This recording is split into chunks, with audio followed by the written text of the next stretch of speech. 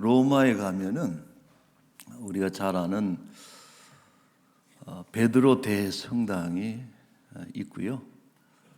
그 옆으로 이제 조그만 건물인데 시스티나 성당이라는 데가 있습니다. 경당이라고도 불리는데 이곳은 두 가지로 유명해요. 하나는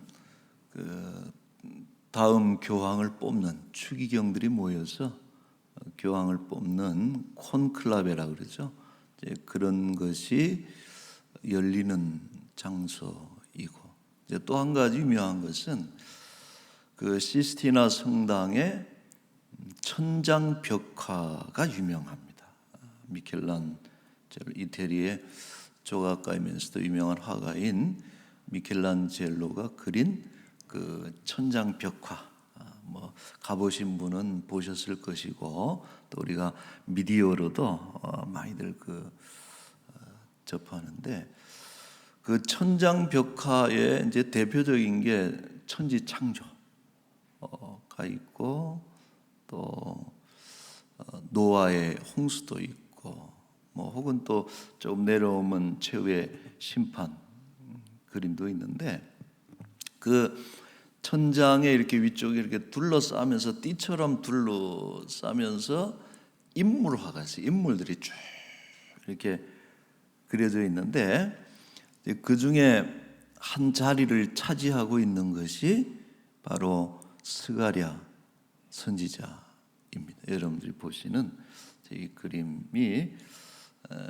그 스가랴의 모습인데, 재미있는 것은 이 그림이 어디에 위치해 있는 거 하니 교황이 앉는 자리, 교황이 앉는 그 자리에서 정면으로 보고서 위를 이렇게 눈을 올리면은 탁 바로 그 중앙에 위치해 있습니다. 그래서 이 그림을 보면서 이제 사람들이 질문을 하는 거예요. 왜냐하면 스가랴보다도 더 유명한 구약의 인물들이 많잖아요. 모세도 있고 다윗도 있고, 또 선지자 중에서도 이사야, 예레미야 뭐 이런 선지자들이 있는데, 왜 스가랴를 그렇게 딱 좋은 위치에 교황이 딱 보라고 눈앞에 딱 그려뒀느냐, 이런 이제 의구심을 가지고 질문을 하는데, 뭐 실상이 어떻게 되는지는 모르겠지만, 이제 많은 그림 해석하는 이들이 이제 해석들을 내놓는데, 그 중에 가장 신빙성 있는 것이, 이것은 미켈란젤로의 의도가 있는 그림이라는 거예요. 뭐냐면은 당시 그 교황 그 하에 가톨릭 교회가 얼마나 부패했어요. 타락한 것에 대한 어떤 비판. 또 이 미켈란젤로는 천장화에 주문이 들어왔을 때 거부했답니다. 왜냐하면 너무 힘든 작업, 4년에 걸쳐서 이렇게 거꾸로 해서 그림을 그리니까 얼마나 힘들겠어요. 이제 뭐 그런 것도 힘들고, 또 한 가지는 잘못 그리면은 큰일 나거든요, 이것이. 그래서 그런 중압감 때문에 거절을 했는데, 교황이 무슨 얘기냐, 이거 할 사람은 너밖에 없다 그래가지고 강제로, 당시 그 율리우스 2세가 교황인데 미켈란젤로를 억지로 끌어다가 그 작업을 시킨 것에 대해서 뭔가 좀 불만이 있는 거예요. 그래서 그림을 그리면서 스가랴를 탁 위치시킨 것은, 당시 그 스가랴서에 보면은 예루살렘 성전의 부패라든지 또 종교 지도자들의 어떤 타락을 신랄하게 이제 스가랴가 비판을 하거든요. 그러니까 그 교황권에 대한 비판이다, 이제 이렇게 해석을 해요. 그래서 사람들이 소심한 미켈란젤로의 복수다, 이렇게 제목을 붙이기도 했습니다. 가만히 그 생각을 해보면은, 사실 우리가 예수님 얼굴을 모르잖아요.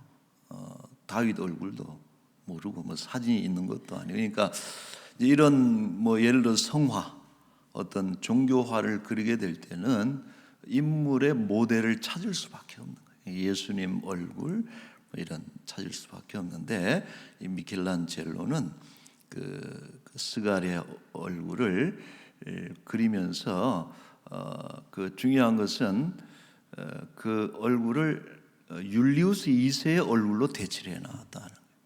그러니까 혹여라도 이런 비판적인 그 의도를 알아차리고 혼이 날까봐 교황 얼굴을 저기다가 여러분 보시면은 똑같습니다. 얼굴이 수염이 하얗고 길고 또 교황이 모자를 벗으면은 지금 저 스가랴의 머리하고 똑같아요. 그래서 그걸 보고서 교황이 기분이 괜히 좋아졌다 이제 이런 이야기들을 하고 있습니다.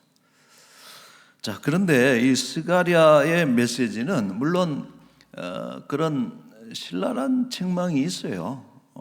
그 망해버린 성전 또 그 당시 대제사장이라든지 종교 지도자들에 대한 그런 불의와 부정과 불순종에 대한 그런 비판이 선지서의 공통점이거든요. 그런 게 들어가 있지만 그러나 스가랴서의 대부분을 차지하는 것은 그런 것보다는 오히려 위로의 메시지가 더 많다라고 하는 거예요. 그러니까 위로와 그 미래의 비전에 대한 과거에 지은 죄를 끄집어내서 책망하고 왜 그렇게 했느냐 이런 거에 시간을 보내기보다는 오히려 위로하고 또 미래에 대한 비전을 더 많이 그 글에 담았다라고 할 수 있는데 왜냐하면은 당시 그 성전 건축이 중단이 되고 나서 주저앉은 이스라엘 백성들을 이렇게 세워야 되기 때문에 그렇거든요. 근데 주저앉아 있는 친구한테 가가지고 너 왜 그렇게 했나? 너 나쁜 놈이다. 이렇게 자꾸 하면은 더 그냥 일어서지를 못하죠. 그러니까 살살 위로하면서 격려하면서 세워주는 그런 메시지가 대부분이다. 이렇게 말할 수 있고, 자 그래서 특별히 이 스가랴서에는 지난주에도 제가 말씀을 드렸지만은 환상이 많이 등장해요. 8가지 환상, 비전이죠. 그리고 이 환상들의 그 초점은 어디로 모아지는 거 아니? 메시아 예수 그리스도에 대한 것으로 그 중심 주제가 좁혀져 가고 있는 것을 우리가 볼 수 있습니다.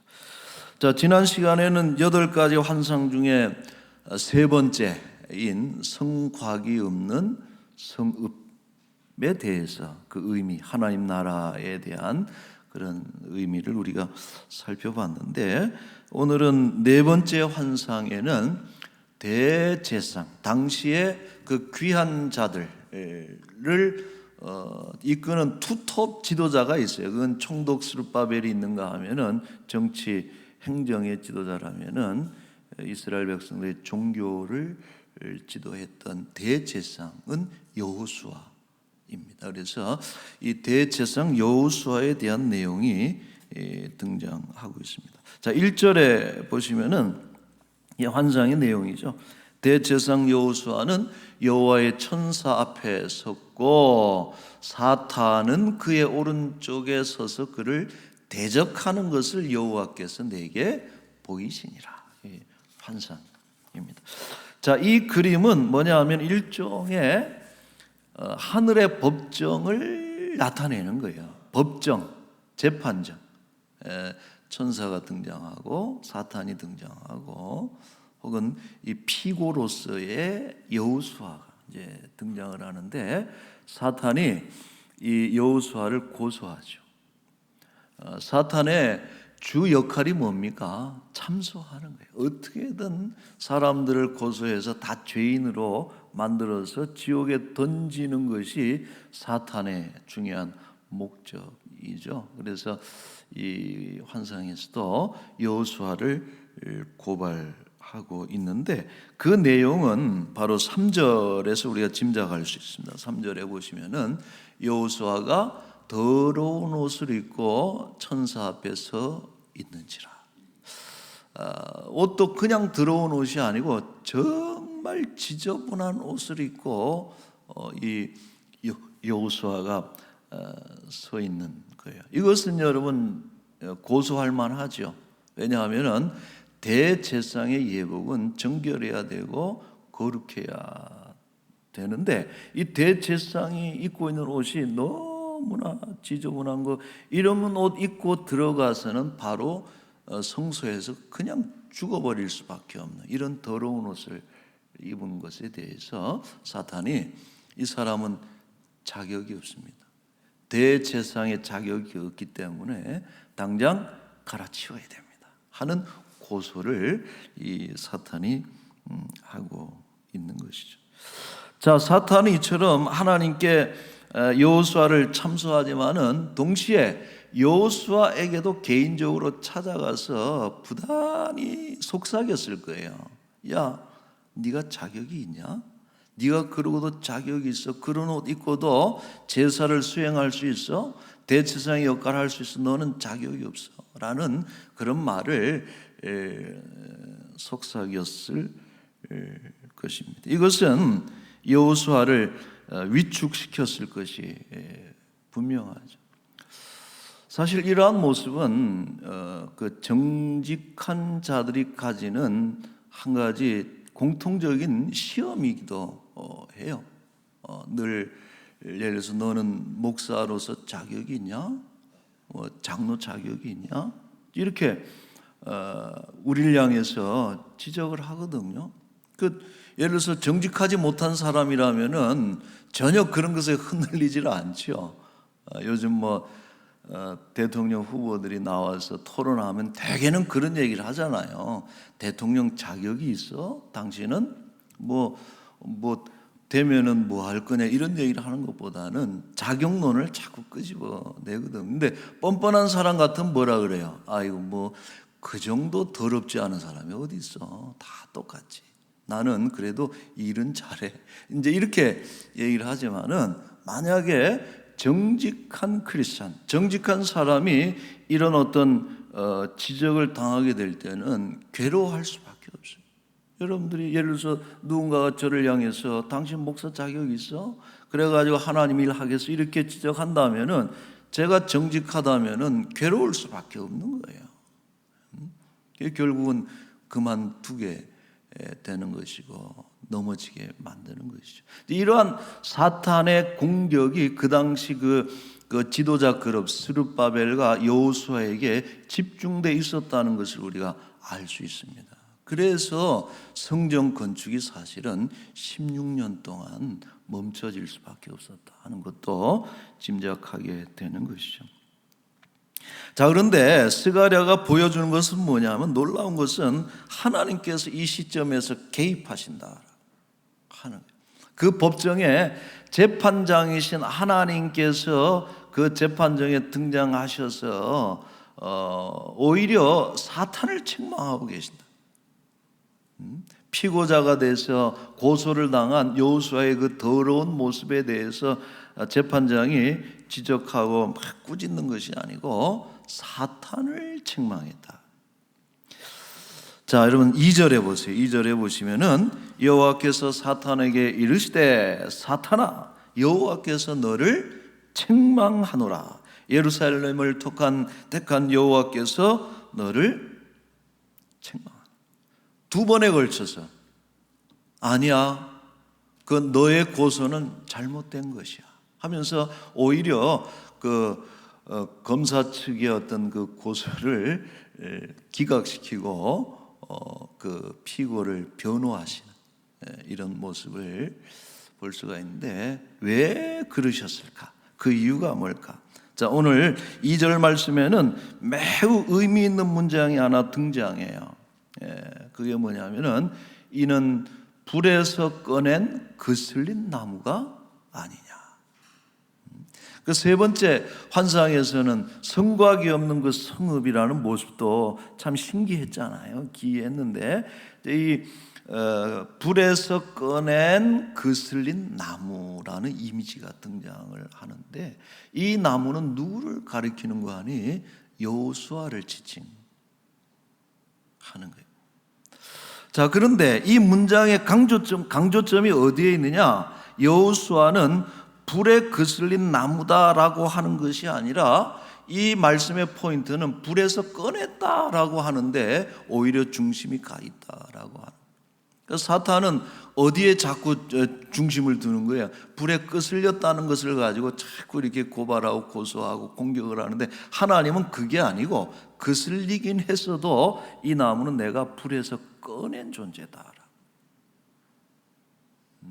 여러분, 꺼냈다라고 하는 것은 건져내셨다라는 뜻이에요. 모세를 물에서 건져내셨다라고 하는 것처럼 바로 하나님의 구원, 보기에 좀 불에 거슬려 가지고 냄새도 나고 볼썽사납고 뭐 쓸모 있겠나 싶은 그런 나무이긴 해도, 그럼에도 불구하고 이 여호수아는 내가 선택해서 직접 불에서 끄집어낸 그런 구원받은 백성이다 하는 것을 하나님이 말씀을 하시는 것입니다. 일종의 이것은 여러분 재판장의 결정문이에요. 더 이상 고소하지 말아라. 너는 고소할 수 없다. 여호수아는 내가 구원하고 내가 택한 나의 사람이다 하고서 탁 판결을 내리고 변호를 해 주시죠.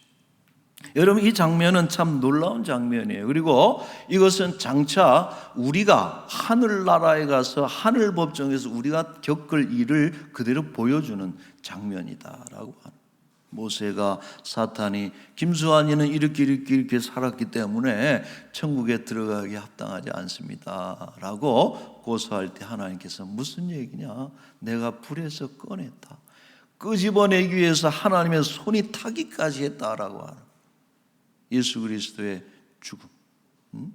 하나님께서 오히려 당신이 끌려지면서 불에서 끄집어낸 내 사람이 바로 저 사람이다 하고서 변호하시고 우리의 손을 들어주시고 구원의 길로 확정해 주시는 이런 장면이 우리의 그 마지막 모습이기도 한 것이죠.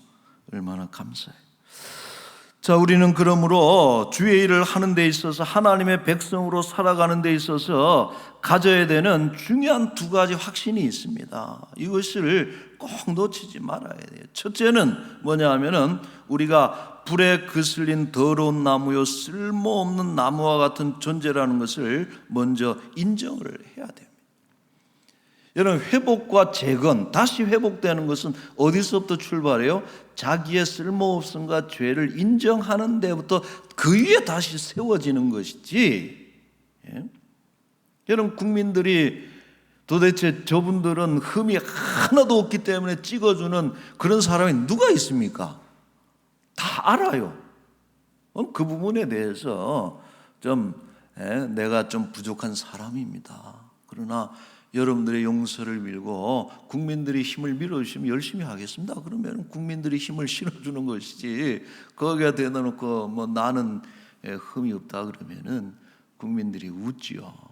좀 정직한, 솔직한 사람들이 필요하고, 우리도 하나님 앞에서 내가 참 그와 같은 존재인 것을 인정하는 것이 하나님 앞에 나아가는 첫 번째 중요한 절차가 되는 것입니다. 자, 두 번째, 그러나 동시에 하나님께서 불구덩이에서 우리를 꺼냈다는 것을 또한 믿어야 되는 것입니다.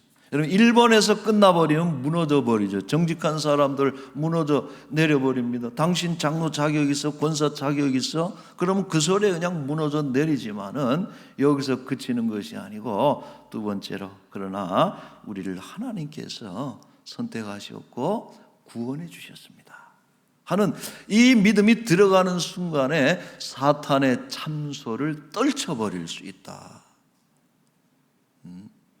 나는 죄인이지만 의로우신 하나님께서 나를 의롭다 하셨습니다라고 하는 이 믿음의 고백이 참 중요해요. 자, 바울은 그래서 다음과 같이 고백하고 분명하게 선언합니다. 로마서 8장 33절에 보면은 누가 능히 하나님께서 택하신 자들을 고발하려.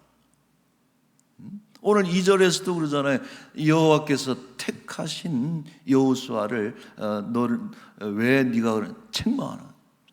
사탄을 책망. 의롭다 하신 이는 하나님이시니. 바울의 선언입니다. 하나님께서 의롭게 하실 때문에 우리를 고발할 수 있는 존재는 더 이상 없는 것이죠.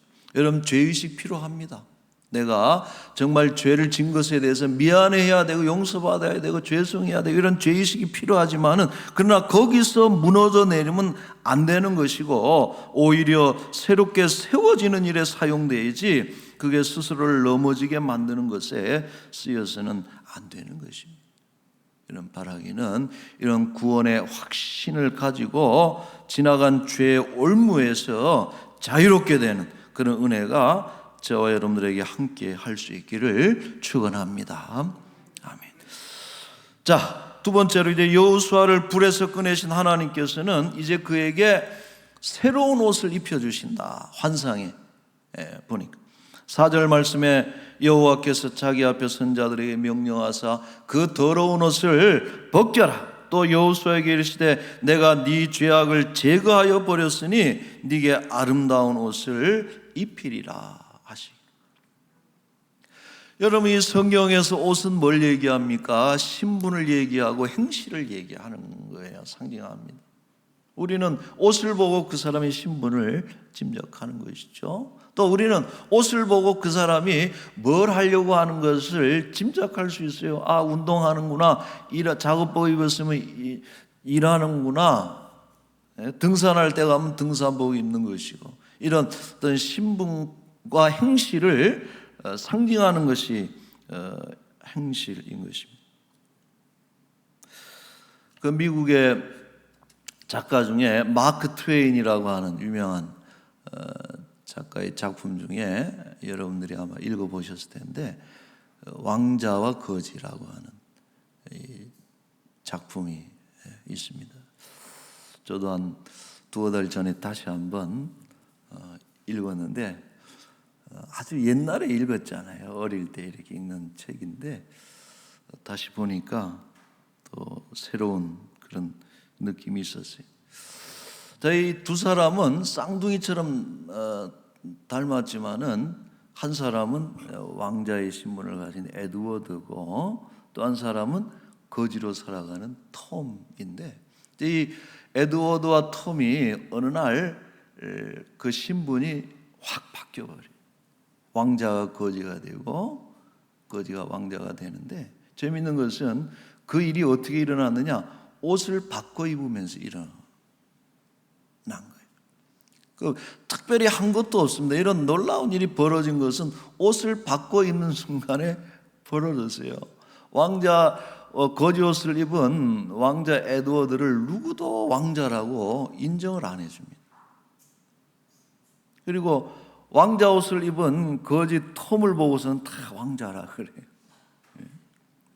그렇게 하면서 이제 각기 바뀌어진 그런 삶을 살아가는데, 제가 이번에 좀 유심히 본 대목은 뭐냐 하면은 이 거지였던 톰이 왕자의 옷을 입고서 어떻게 왕자처럼 변해가는가 하는 것을 좀 유심히 살폈습니다.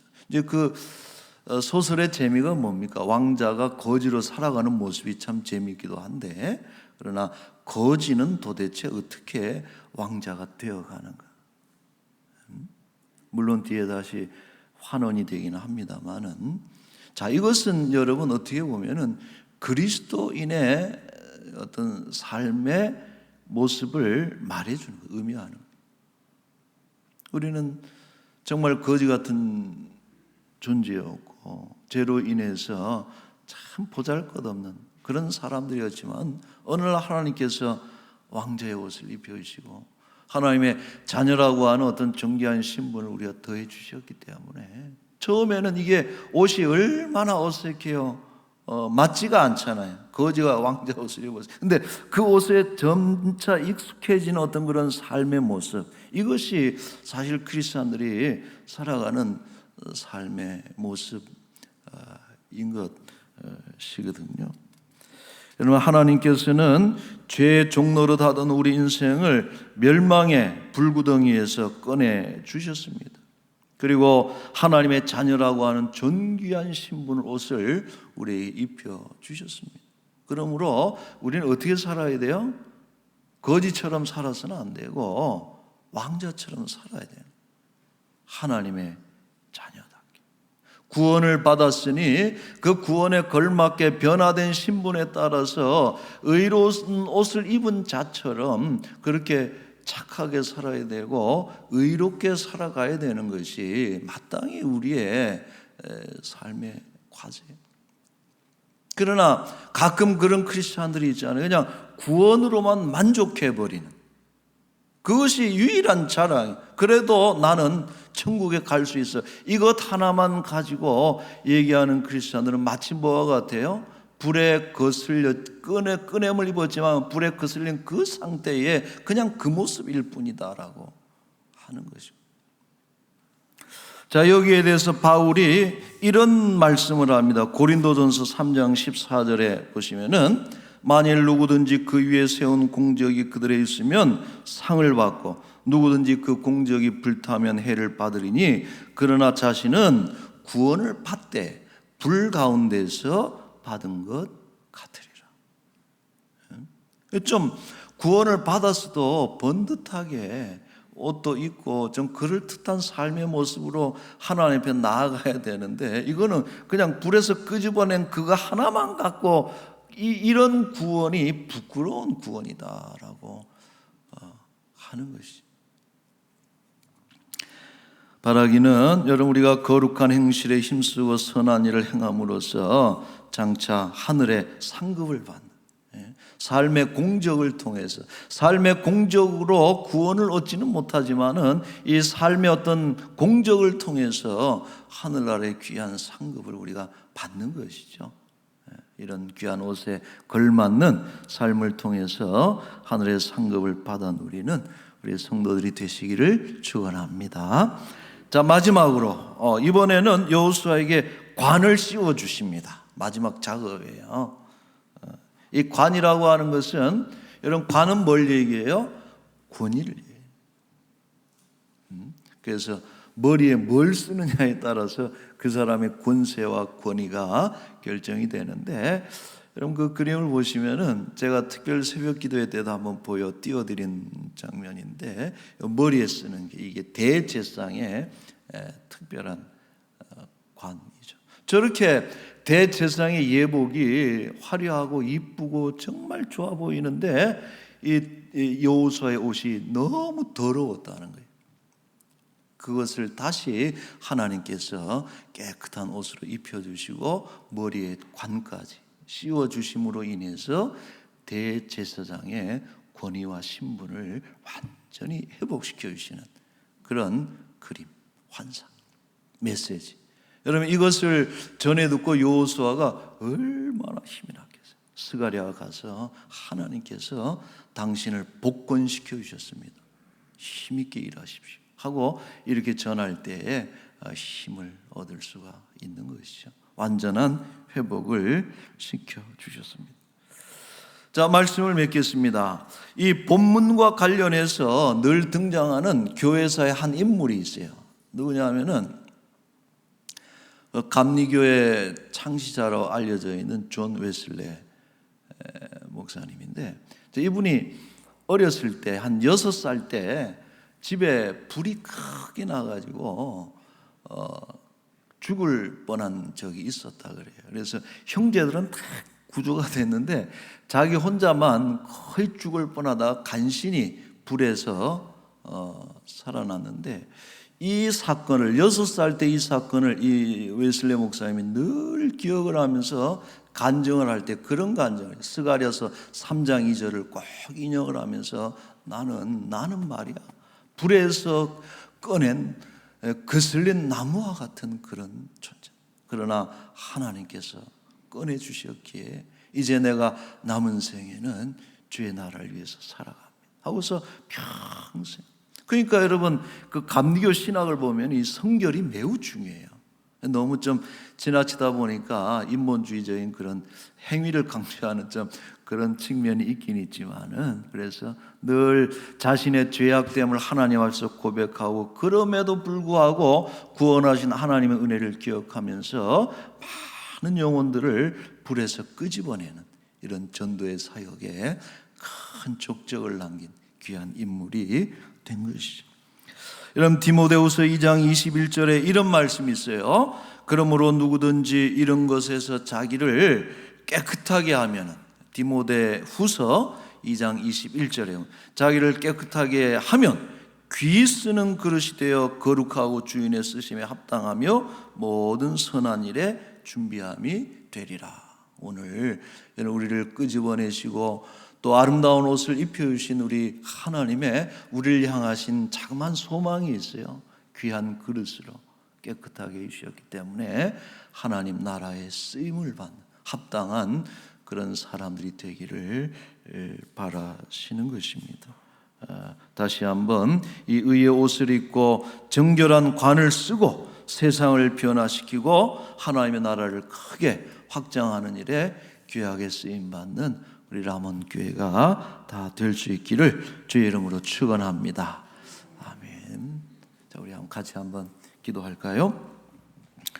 오늘 주신 말씀 여러분 우리가 기억하면서 하나님 얼마나 감사해요. 그대로 내버려 두셨다면 불타버릴 인생, 죽을 인생, 정말 보잘것없는 그런 인생이지만은 불에서 끄집어내 주셔서 영원한 구원 생명 주시고 거기에다가 거룩한 옷 입혀서 사람답게 하나님 자녀답게 살게 하셨으니 너무나 감사하고 남은 생에는 이처럼 주의 나라를 위해서 귀하게 쓰임받는 그런 일꾼들이 되게 하여 주옵소서. 기도합시다. 그리고 나라와 교회와 우리 공동체를 위해서 잠시 함께 기도하겠습니다.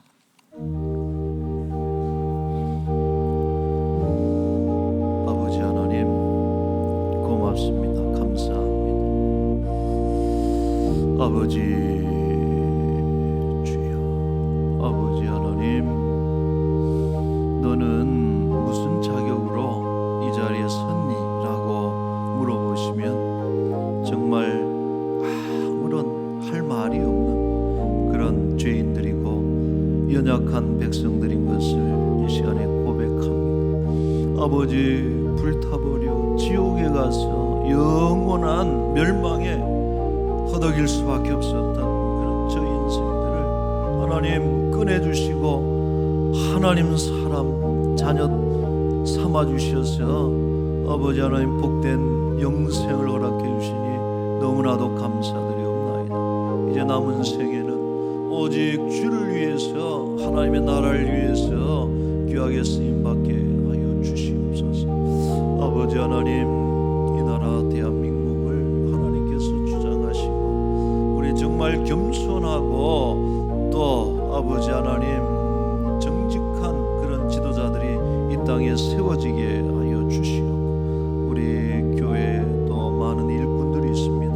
하나님 새롭게 세워주시고 또 능력을 더해 주셔서 맡기신 사명 따라 충성하는 귀한 일꾼들이 되게 하옵소서. 아버지 하나님, 원치 않는 질병으로 고통받는 우리 사랑하는 이들에게 권능의 손으로 만져주시고 치유의 손길을 하나님 더해 주셔서 죽음의 자리, 하나님 고통의 자리, 절망과 두려움의 자리에서 하나님 소망을 가지고 또 평안을 얻고 하나님 일어날 수 있도록 주여 불쌍히 여기시고 은혜를 베풀어 주시옵소서. 하나님 도와주옵소서.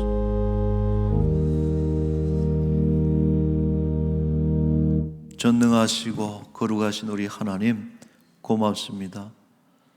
정말 불에 타서 다 타서 거슬려서 볼품없는 인생들 참 의롭다 여기시고 불쌍히 여기시고 하나님 자녀 삼으시고 일꾼 삼으셨으니 너무나도 감사드리옵나이다. 평생에 이 은혜를 기억하면서 더욱더 주의 나라 하나님 나라를 위해서 충성하는 귀한 일꾼들로 살아가게 하여 주옵소서. 당신 무슨 자격이 있느냐라고 누군가가 지적한다면 우리는 할 말이 없지만 그러나 하나님은 선택해 주시었고 성령으로 거듭나게 하시고 새롭게 하셨으니 주의 은혜를 의지하며 더욱더 충성하며 거룩하게 성화의 길로 또 주의 나라 위에서 살아가는 주의 백성들이 되게 하여 주옵소서. 아버지 하나님, 이 나라를 이 한 주간도 지켜주셔서 전염병과의 싸움에서 마침내 이겨낼 수 있도록 앞서가는 지도자들을 붙잡아 주시고, 무엇보다도 겸손하고 정직한 일꾼들이 이 땅에 세워질 수 있도록 은혜를 베풀어 주옵소서. 우리 람원교회 많은 기관 조직들이 있습니다. 세우신 일꾼들을 새롭게 하셔서 아버지 어려운 중에도 주신 사명 따라 전도하는 일이며 치유하는 일이며 가르치는 일이며 모든 교회 사역에 뒤로 물러남이 없게 하여 주옵소서. 아버지, 질병으로 고통받고 주저앉아있는 우리 사랑하는 지체들 하나님 건져 주시옵소서. 불에서 건져 주셨듯이 절망의 자리, 질병의 자리, 죽음의 자리에서 하나님 끄집어내셔서 하나님 온전하게 치유하시고 회복하시는 은혜를 덧입혀 주옵소서. 귀한 것으로 주께 귀한 예물 드리오니 하나님 흠양하여 주옵소서. 예수님의 이름으로 기도하옵나이다. 아멘.